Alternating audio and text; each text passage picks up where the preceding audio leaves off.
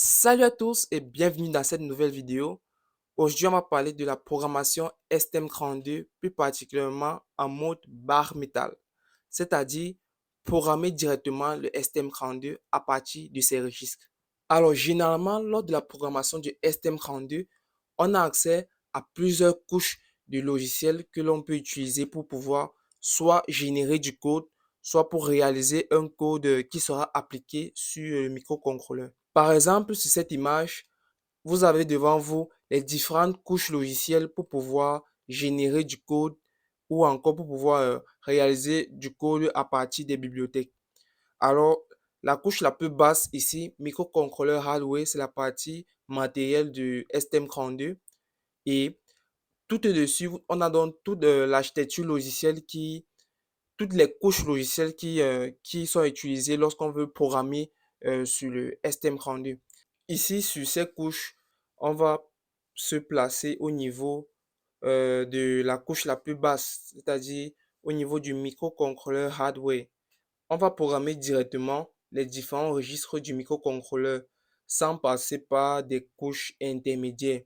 Vous voyez ici, il y a plusieurs couches intermédiaires, LL Device Driver, Hardware, Abstraction, ainsi de suite. Nous, on va programmer directement au niveau de la dernière couche qui est le microcontrôleur Hardware.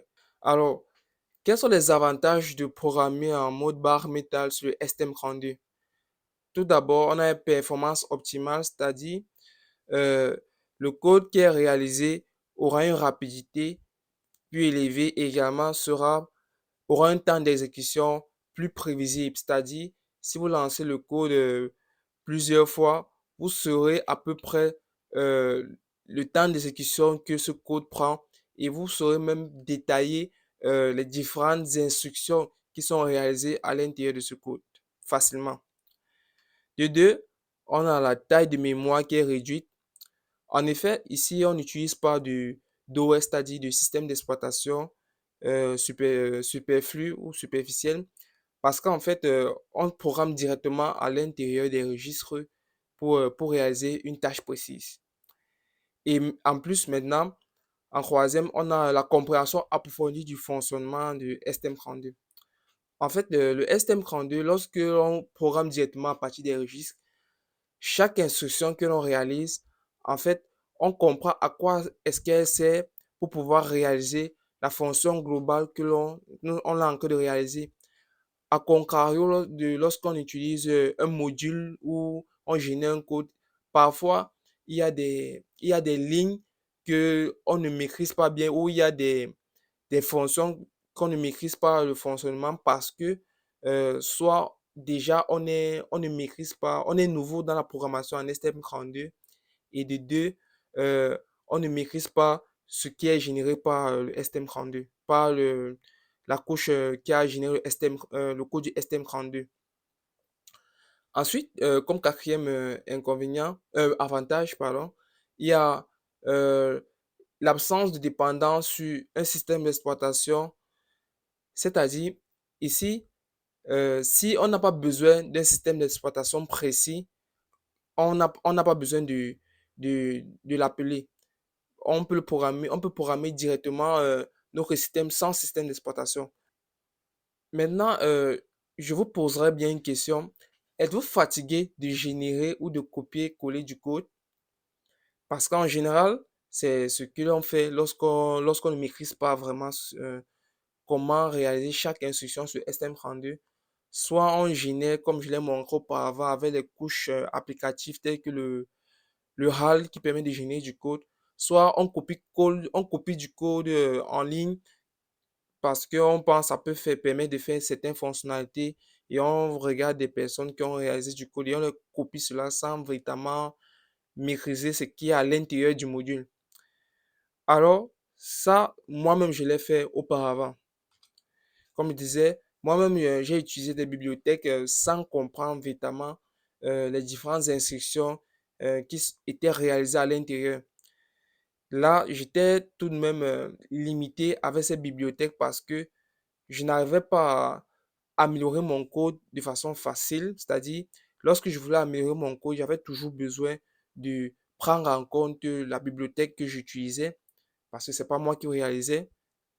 Et de plus, lors de la mise à jour des bibliothèques, c'est-à-dire, vu que c'est pas moi qui réalise la bibliothèque, alors ce qui se passe, c'est que l'entité externe qui a réalisé la bibliothèque, elle peut mettre à jour sa bibliothèque. Et si j'utilise une bibliothèque qui est à jour, alors son fonctionnement peut différer de la bibliothèque que j'avais utilisée précédemment dans mon code. Et cela, ça peut également créer des contentieux au niveau du code. Alors, pour pouvoir éviter cela, je me disais que bien sûr, il faut que je puisse chercher à comprendre comment fonctionne, euh, comment programmer directement en mode bar méta, c'est-à-dire comment écrire moi-même mes bibliothèques ou directement écrire directement au niveau des registres de mon STM32. J'ai bien essayé, mais je tombais sur certaines problématiques que je rencontrais, notamment on va dire, le contenu sur les différentes notions pour pouvoir programmer directement à partir des registres était assez rare. Notamment, je faisais des recherches sur Google ou YouTube et je ne trouvais pas assez de contenu. De plus, la documentation était en anglais.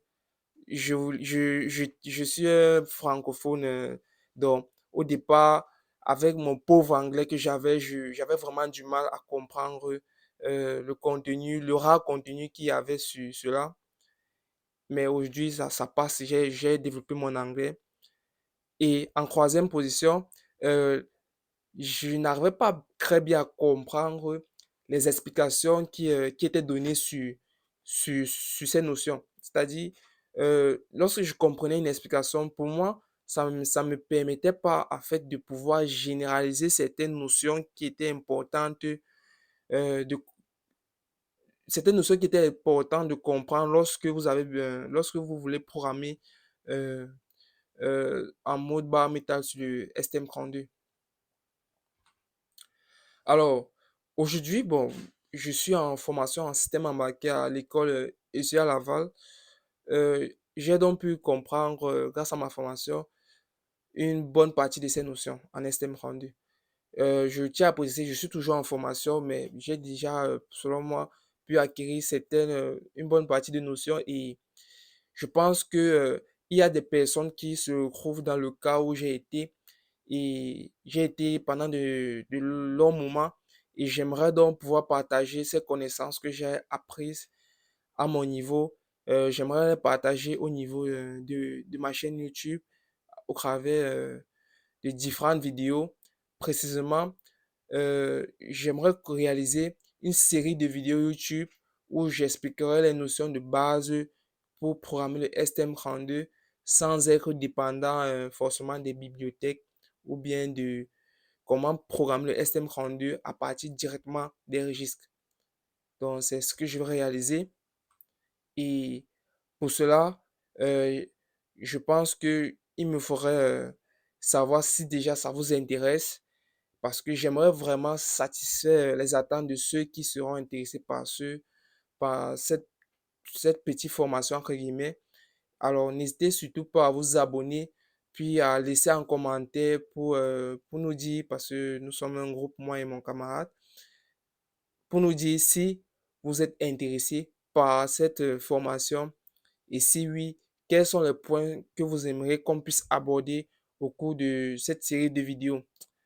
Alors, j'espère avoir pu un peu introduire ou présenter ce qui va se passer lors des prochaines semaines. Alors, je vous souhaite à la prochaine et bonne journée. Ciao.